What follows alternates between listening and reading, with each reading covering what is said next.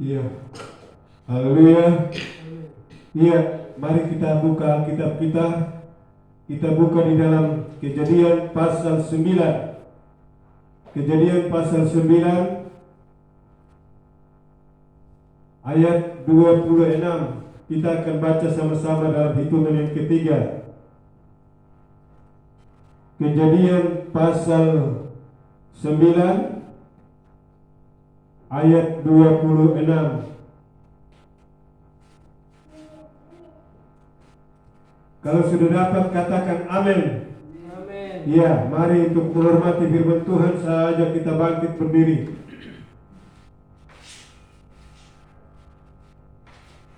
Satu, dua, tiga. Lagi katanya, terpujilah Tuhan Allah Sem, tetapi hendaklah Kanaan menjadi hamba baginya. Ya, silakan duduk. Tuhan Yesus memberkati. Firman Tuhan dengan tema dikutuk oleh ayahnya sendiri. Haleluya.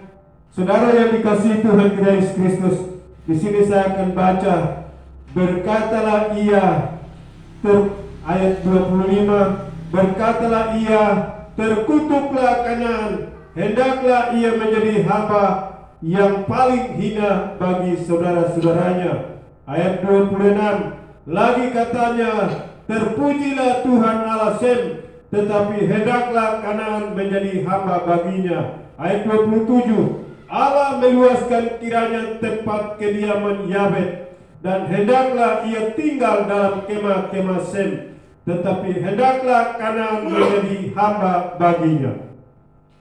Saudara yang dikasihi Tuhan kita Yesus Kristus, kutukan ini datang bukan sembarangan saja dia datang. Ada alasannya. Ketika seseorang akan dikutuk, itu pasti ada alasannya. Ketika seseorang kena hukuman, itu pasti ada alasannya. Sehingga kutuk ini datang bukan hanya begitu saja. Saudara yang dikasihi Tuhan kita Yesus Kristus, pada waktu Nuh keluar bersama dengan ketiga anaknya, Sem, Ham, dan Yafet. Ketiga anaknya ini, ada hal-hal yang dilakukan setelah keluar dari bahtera, terutama mempersembahkan korban kepada Tuhan. Di sana ada perjanjian dan lain-lain sebagainya. Yang di sini kita akan bicara yaitu tentang bagaimana Nuh mengutuk anaknya, yaitu Ham, bapa Kanaan ini. Ketika Nuh keluar dari bahtera, dan Nuh dia menjadi seorang petani. Seorang petani. Dia membuka lahan, dia bekerja, membuka lahan besar-besar. Saudara yang dikasihi Tuhan kita Yesus Kristus, di sini dikatakan di dalam bagian yang pertama Kejadian pasal 8 ayat 18. Setelah keluar dari bahtera, lalu keluarlah Nuh bersama-sama dengan anak-anaknya dan istrinya dan istri anak-anaknya. Nuh menjadi petani. Kejadian 9 ayat 20. Ayat 20. Yaitu Nuh menjadi seorang petani. Mula-mula dia tanam anggur. Ketika dia sudah tanam anggur dan dia sudah panen, dan disitulah Nuh mulai mabuk. Nuh mempunyai lahan anggur. Itu di dalam Kejadian 9 ayat 20. Nuh mabuk. Kejadian 9 ayat 21. Saking asiknya karena dia sudah berhasil, dia tanam anggur, bahwa dia tidak tahu bahwa anggur itu pasti mengakibatkan dia akan mabuk. Dari situ Nuh ini dia makan anggur atau dia minum, dia punya airnya mungkin kelewat batas sehingga dia mabuk.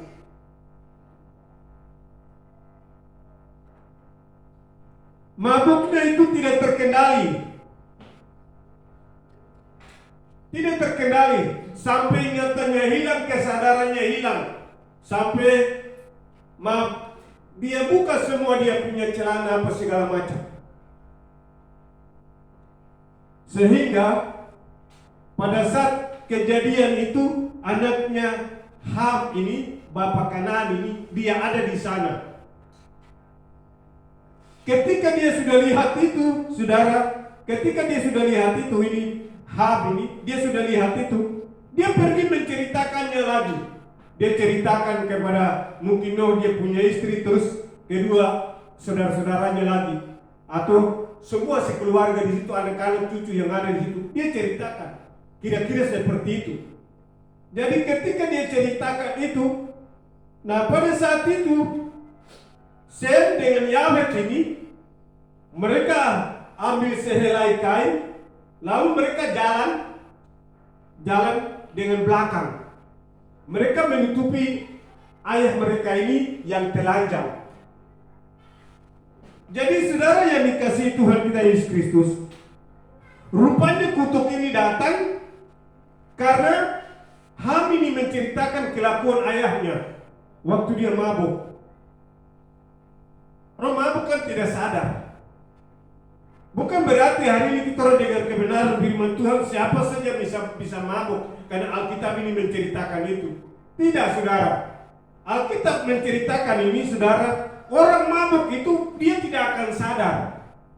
Dia tidak akan sadar. Sehingga hilang akal. Di sini ini Nuh mengutuk anaknya Ham. Dia kutuk anaknya. Kutukannya itu di dalam ayat 25 itu, di situ dikatakan.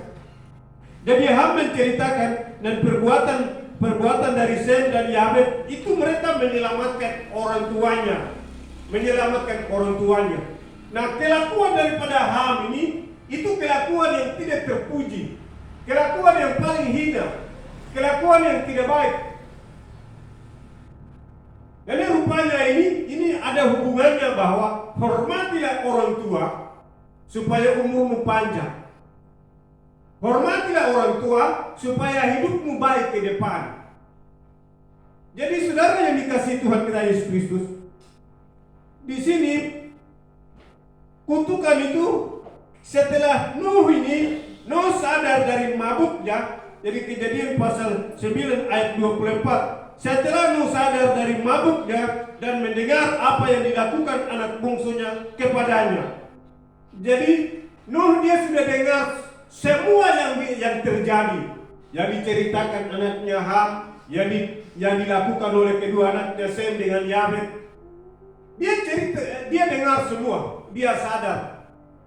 Karena orang mabuk ini mungkin dia jengkel kah, atau ketika anaknya lihat baru dia ceritakan bahwa wah, berarti harga diri sudah tidak ada lagi seperti sebagai orang tua. Sehingga jadi rupanya Nuh ini langsung mengambil keputusan, dia mengutuk anaknya ini.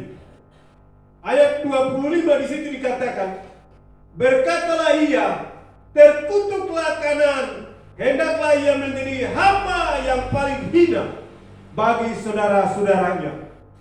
Hamba yang paling hina. Hina ini itu berarti kedudukannya yang paling di bawah. Yang paling di bawah sekali. Orang tidak hormati karena kelakuannya, perbuatannya, sifatnya. Orang tidak hormati dia.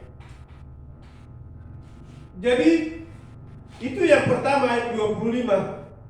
Di situ dikatakan bahwa terkutuklah Kanaan, hendaklah ia menjadi hamba yang paling hina bagi saudara-saudaranya. Jadi rupanya kutuk ini datang karena ada kesalahan. Ada kesalahan. Seseorang itu ada kesalahan. Jadi Ham ini membuat ayahnya ini, mungkin dia jengkel, dia dendam ke apa, itu kita tidak tahu. Alkitab tidak mencatat itu. Tapi ini kutukan keras yang dibuat oleh orang tuanya ini.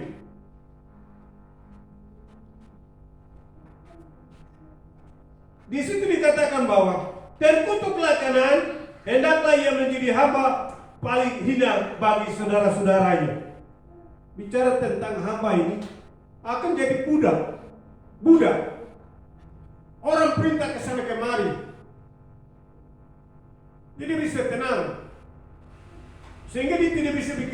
kalau dia kerja sama seorang majikannya.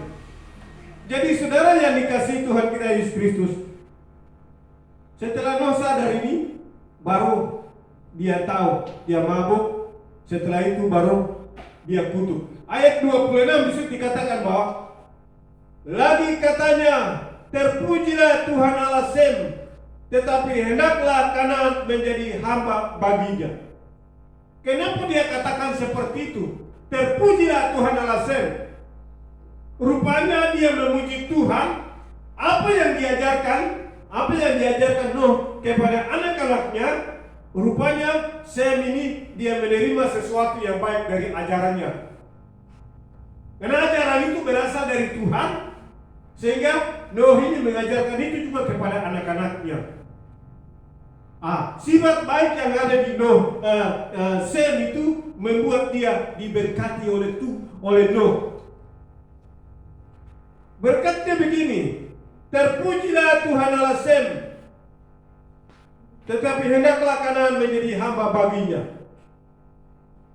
Dan selanjutnya lagi ayat 27, Allah meluaskan kiranya tempat kediaman Yahweh, dan hendaklah ia tinggal dalam kemah-kemah Sem, tetapi hendaklah Kanaan menjadi hamba baginya. Saudara yang dikasihi Tuhan kita Yesus Kristus, jadi kalau bicara tentang Yahweh itu bahasa Ibrani-nya di sana dikatakan tambah. Dia punya artinya itu tambah. Rupanya berkat dari Yahweh ini akan bertambah-tambah.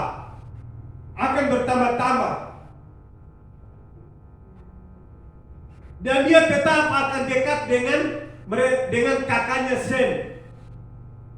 Nah, Ham ini tetap akan menjadi hamba bagi kedua saudara-saudaranya ini, kepada Sem dan kepada Yahweh. Itu Alkitab sudah menggariskan semua itu, saudara. Jadi keturunannya tetap akan menjadi hamba. Jadi saudara yang dikasihi Tuhan kita Yesus Kristus, apa yang digariskan oleh Alkitab, apakah itu tidak bisa dirubah? Haleluya. Nuh mengutuk anaknya, Ham, dia akan menjadi hamba. Kalau kita perhatikan ayat ini, sebenarnya juga ini orang tua juga salah. Kalau logika kita, orang tua juga salah. Kenapa dia konsumsi anggur lagi banyak-banyak sampai akhirnya dia mabuk? Haleluya. Tapi tidak, saudara. Di sini dikatakan 3 kali Nuh mengutuk anaknya. Mulai dari ayat 25 sampai ayat 27. Yang pertama dia katakan hamba yang paling hina.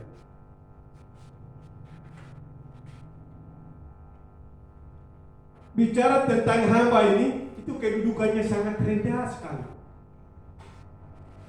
Posisinya tidak sama dengan majikannya. Tidak punya jabatan dan lain-lain sebagainya. Yang kedua, ya hina. Hina itu berarti perbuatan Ham ini sangat keji, tercela, tidak baik.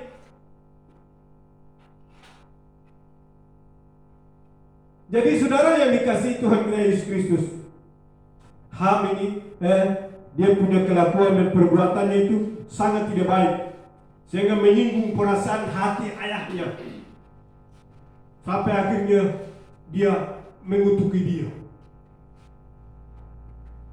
Haleluya. Tapi sekarang di sini ya, saya tidak tahu orang tua sekarang mengutuk anak kah, tidakkah? Itu saya tidak tahu, karena jarang yang saya dengar. Kalau dia bilang, dia suruh anaknya, orang tua suruh anaknya, kau keluar, saya tidak mau lihat kau pemuka. Itu mungkin saya sudah pernah lihat itu. Tapi kalau mengutuk sampai sekeras Noh mengutuk anaknya ini, itu saya belum lihat. Jadi saudara yang dikasihi Tuhan kita Yesus Kristus, nah, kutuk ini bisa dirubah, bisa dilepaskan kalau seseorang itu dia sungguh-sungguh kepada Tuhan. Dia memohon sungguh-sungguh kepada Tuhan. Dia meminta kepada Tuhan. Kutuk apapun bisa dilepaskan. Yang penting kita sungguh-sungguh kepada Tuhan. Perhatikan di dalam Mazmur 79 ayat 8 dan ayat 9. Demikian bunyi firman Tuhan. Janganlah perhitungkan kepada kami kesalahan nenek moyang kami. Kiranya rahmat-Mu segera menyongsong kami, sebab sudah sangat lemah kami. Tolonglah kami, ya Allah, penyelamat kami. Demi kemuliaan nama-Mu, lepaskanlah kami dari dan ampunilah dosa kami oleh karena nama-Mu.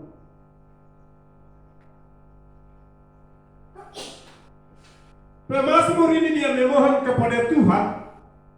Dia bilang bahwa kesalahan dari orang tuanya, dia punya nenek moyang yang dulu-dulunya, supaya Tuhan minta diampuni, lepaskan mereka dari itu. Salah satunya adalah kutukan dari Noh ini kepada Ham. Saudara yang dikasihi Tuhan kita Yesus Kristus, pada waktu zaman Adam sampai kepada Noh ini, manusia berbuat salah sehingga Tuhan menghukum semua ini. Hanya Noh saja yang selamat. Nah, Noh mempunyai anak 3, Sem, Ham, dan Yafet. Dan mereka punya istri-istri. Dari situlah semua manusia yang ada di muka bumi ini yang tersebar, itu satu nenek moyang itu. Makanya di sini pemazmur dia bilang bahwa dia ingin Tuhan lepaskan dari segala kesalahan yang dibuat oleh nenek moyang mereka. Haleluya.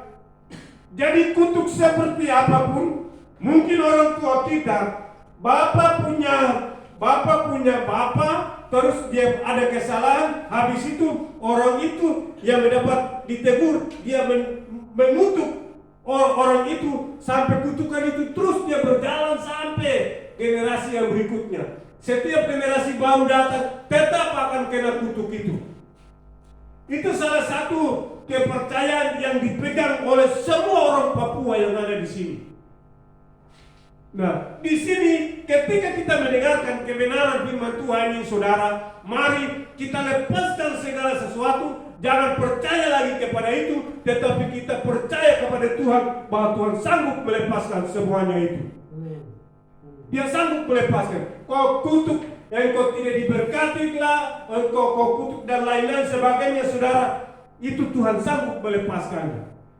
Yang penting kita sendiri yang memohon sungguh-sungguh kepada Tuhan, mengambil keputusan tidak mau ikut lagi kepada ajaran-ajaran dari orang tua, nenek moyang, dan lain-lain sebagainya, tetapi 100% percaya kepada Tuhan.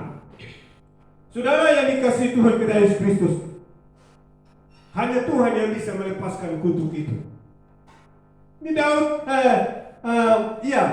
bukan Daud, tapi pemazmur ini dia bilang, tolonglah kami ya Allah penyelamat kami, demi kemuliaan nama-Mu. Lepaskanlah kami dan ampunilah dosa kami oleh karena nama-Mu.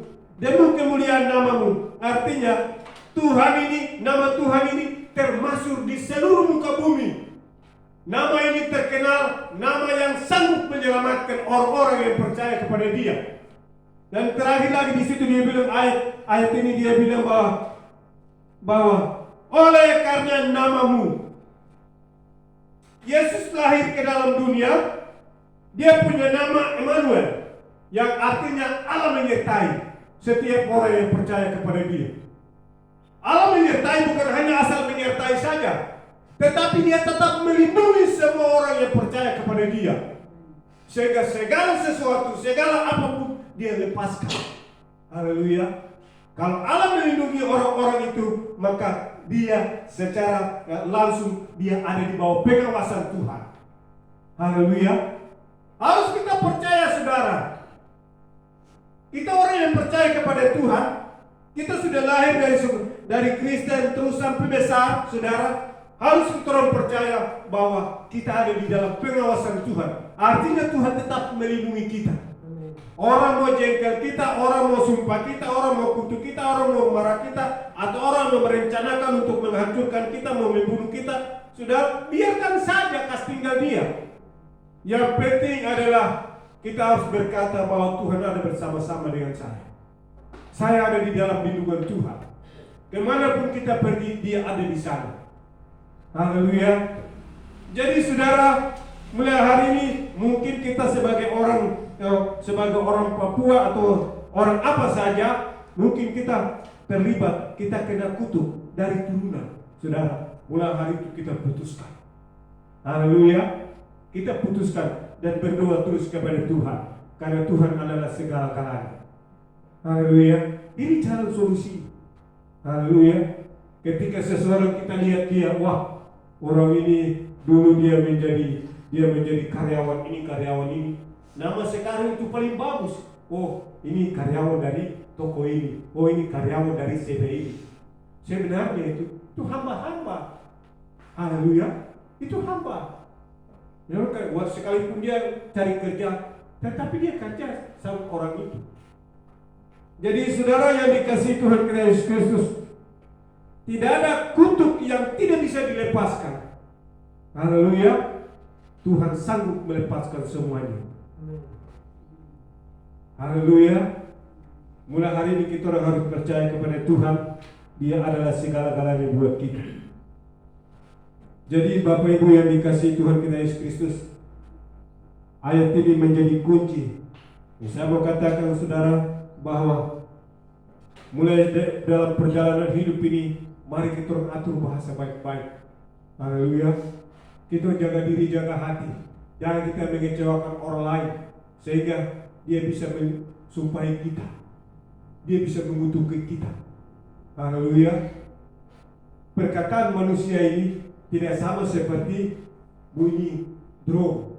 Drum itu kita toki, dia akan bunyi. Toki kecil saja, dia akan bunyi. Bunyinya itu akan kedengaran. Tapi perkataan manusia itu tidak bisa. Tidak bisa kita dengar. Haleluya. Artinya dia bisa kutuk kita diam-diam. Dia bisa benci kita diam-diam. Yang penting di sini adalah mari kita orang jaga hati sama-sama, supaya Tuhan ada bersama-sama dengan kita dan dia tetap menyelamatkan kita. Haleluya.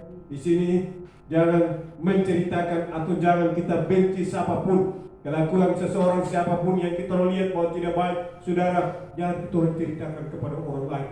Tetapi mari kita berdoa. Perbuatan yang dibuat oleh Sem dengan Yafet itu adalah perbuatan yang terpuji. Mereka menutupi ayahnya yang sedang telanjang.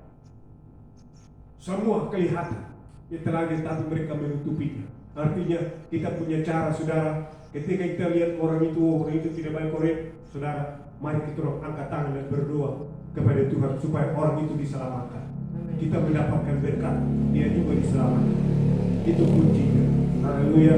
Kutuk seperti apapun, saudara, ketika ada orang yang kena kutuk kita dengar, mari kita berdoa buat dia. Kasih tahu kepada dia, kau berdoa, minta kepada Tuhan. Tuhan sanggup melepaskan semuanya.